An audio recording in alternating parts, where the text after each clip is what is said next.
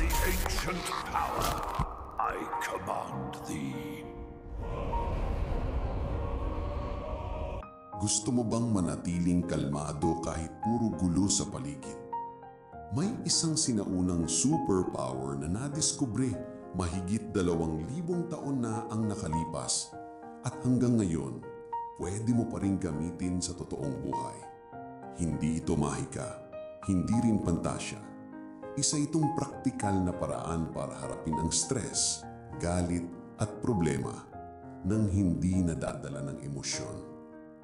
Kung ngayon mo lang naririnig ang Stoicism, ito ay isang pilosopiyang ipinanganak sa sinaunang Greece at Rome.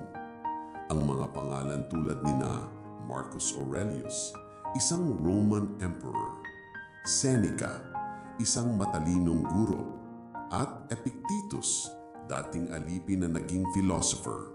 Lahat sila nag-iwan ng mga aral kung paano mabuhay ng may katatagan at kapayapaan, kahit magulo ang paligid.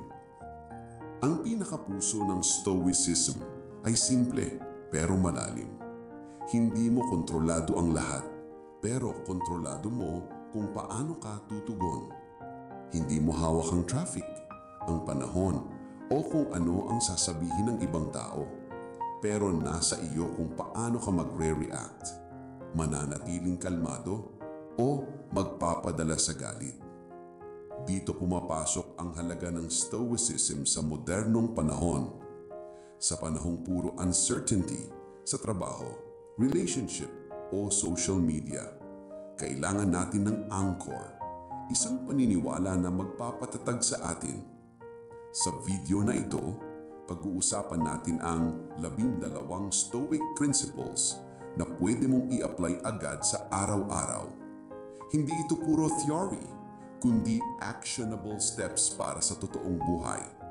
Kaya kung gusto mong matuton kung paano gawing opportunity ang obstacles, paano maging emotionally resilient, at paano manatiling kalmado kahit magulo ang mundo, tapusin mo ito. Bawat minuto, may lesson na pwedeng baguhin ang mindset mo. Stay until the end. Promise, sulit bawat segundo. Principle number 1. Focus on what you can control. Araw-araw, may mga bagay na agad sumisira sa mood natin. Traffic na walang katapusan, mga negatibong komento o biglang ulan kahit planado na ang lakad. Normal lang mainis, pero sabi ng mga Stoic, dito ka pwedeng maging malaya. Ang sikreto, mag-focus lang sa kaya mong kontrolin. Sabi ni Epictetus, it's not what happens to you, but how you react to it that matters.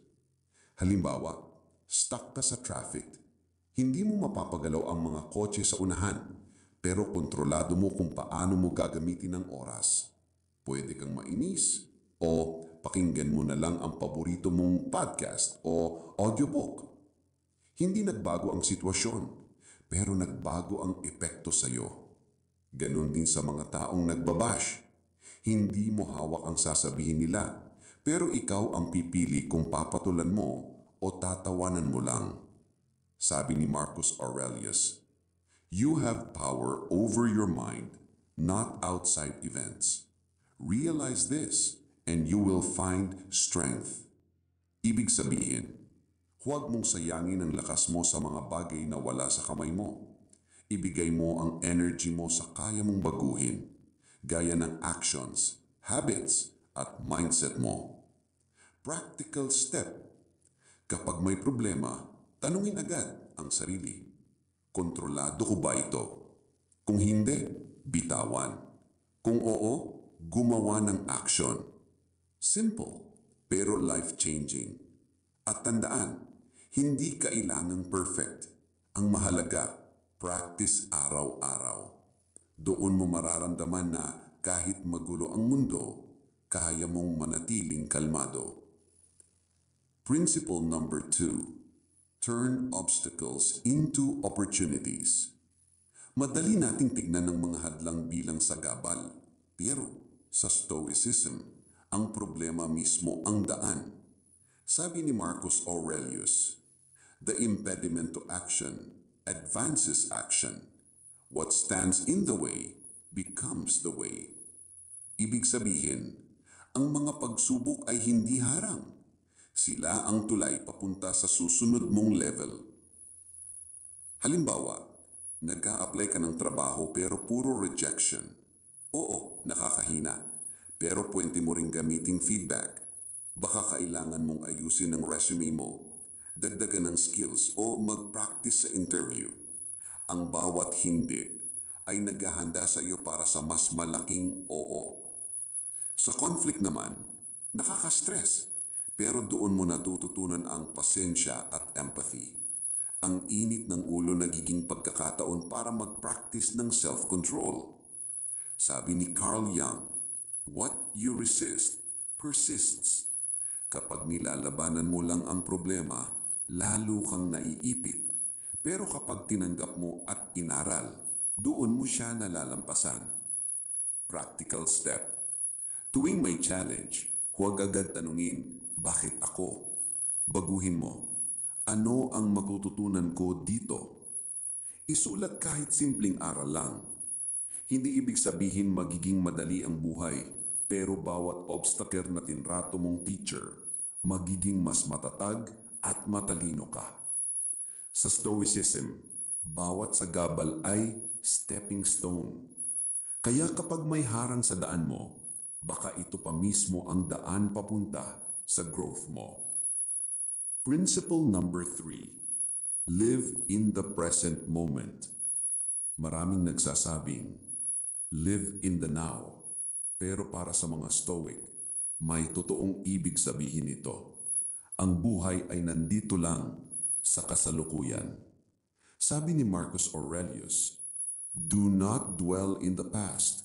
Do not dream of the future. Concentrate the mind on the present moment." Kapag puro nakaraan, napupuno ka ng regret. Kapag puro future, lalamunin ka ng anxiety. Pero kapag nasa ngayon ka, doon mo tunay na nararanasan ang buhay. Halimbawa, Principle number 4. Control your reactions, not their actions. Madalas, gusto nating baguhin ang ugali ng iba, lalo na kung bastos, mapangmata, o wala sa lugar. Pero ayon sa mga Stoic, imposibleng kontrolin ang kilos ng iba, kaya wag mo na itong sayangin ng lakas. Ang kaya mo lang talagang baguhin ang sarili mong reaksyon. Sabi ni Epictetus, "When someone is rude, remember, it's their problem, not yours." Halimbawa, may sumagot sa iyo ng masama. Natural ma-offend, pero kung pipiliin mong manahimik at hindi patulan, ibig sabihin, ikaw ang may tunay na kapangyarihan. Ang dignidad ay hindi nakikita sa lakas ng boses, kundi sa katahimikan ng may kontrol. Practical step. Kapag may umaatake o nagagalit sa iyo, huminga muna ng malalim.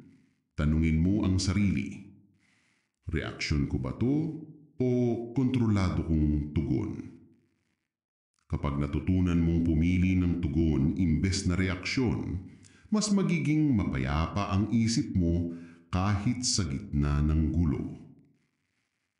Principle number 5. Accept what you cannot change. Isa sa pinakamahirap tanggapin sa buhay na may mga bagay talagang hindi mo mababago.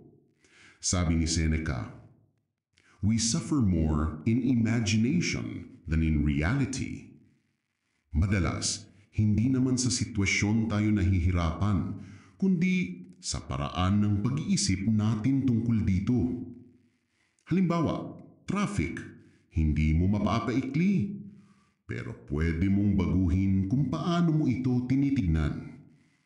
Oras para magmuni-muni, makinig ng podcast o magpahinga ng isip. Ang pagtanggap ay hindi kahinaan. Ito ay karunungan na magpapalaya sa isip mo. Practical step. Kapag may bagay kang kinaiinisan, sabihin mo sa sarili, kung hindi ko ito mababago, tatanggapin ko ito ng may kapayapaan. Sa ganun, hindi ka magiging alipin ng sitwasyon, ikaw ang magiging amo ng sarili mong kalma. Principle number 6. Practice gratitude daily. Araw-araw, may dahilan para magreklamo. Pero sabi ng mga Stoic, may mas maraming dahilan para magpasalamat. Sabi ni Marcus Aurelius, when you arise in the morning, think of what a privilege it is to be alive. Kung marunong kang magpasalamat kahit sa maliliit na bagay, ang init ng kape, ang preskong hangin, ang katahimikan bago matulog, unti-unti kang nagiging mas kontento, mas masaya, mas buo. Practical step. Bago matulog, isulat ang 3 bagay na pinapasalamatan mo sa araw na yon. Hindi kailangang grande, basta totoo. Mapapansin mo kahit anong bigat ng problema, may liwanag pa rin sa paligid mo. Principle number 7. Choose virtue over validation.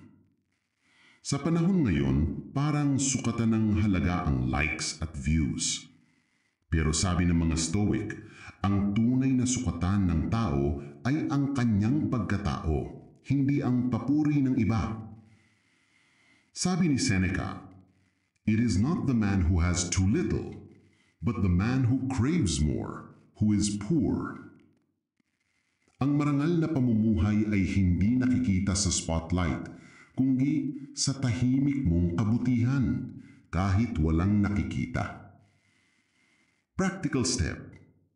Bago ka gumawa ng isang bagay, tanungin mo, gagawin ko ba ito dahil tama o dahil gusto kong mapansin?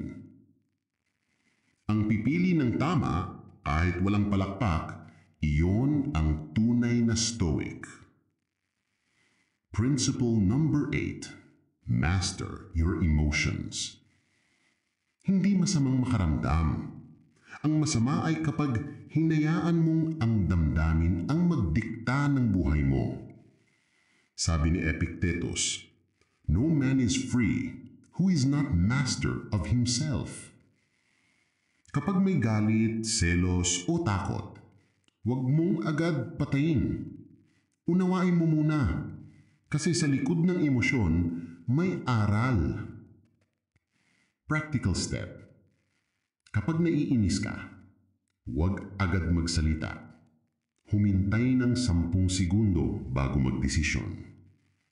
Madalas, sa 10 segundo na yun, nakakahanap ka ng kapayapaan. Principle number 9. Live according to nature. Para sa mga Stoic, ang nature ay hindi lang kalikasan. Ito ang natural na daloy ng buhay. May panahon para magsimula at may panahon para matapos.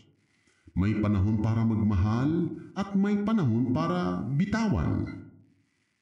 Sabi ni Marcus Aurelius, accept whatever comes to you woven in the pattern of your destiny. Practical step. Kapag may bagay kang hindi ayon sa gusto mo, sabihin mo sa sarili, ito ang daloy ng buhay. Makikibagay ako. Ang taong marunong umayon sa agos, siya ang hindi natatanggay ng unos. Principle number 10. Memento mori. Remember you will die. Ito ang pinakamalalim na paalala ng Stoicism. Lahat tayo ay may hangganan. Hindi ito para katakutan, kundi para pahalagahan ang bawat araw. Sabi ni Seneca, it is not that we have a short time to live, but that we waste much of it. Practical step. Bago matapos ang araw, itanong, kung ito na ang huling araw ko, Paano ko ito gugugulin? Kapag nabuhay ka na parang mahalaga ang bawat sandali, doon ka lang tunay na nabubuhay. Principle number 11. Amor fati. Love your fate. Hindi lang pagtanggap sa nangyari, kundi pagmamahal dito kahit masakit. Sabi ni Nietzsche na inspired ng Stoicism, Amor fati. Love your fate. Kapag natutunan mong mahalin kahit ang mga pagkakabigo, nagiging kalmadong apoy ka, nasusunog pero hindi nauubos. Practical step.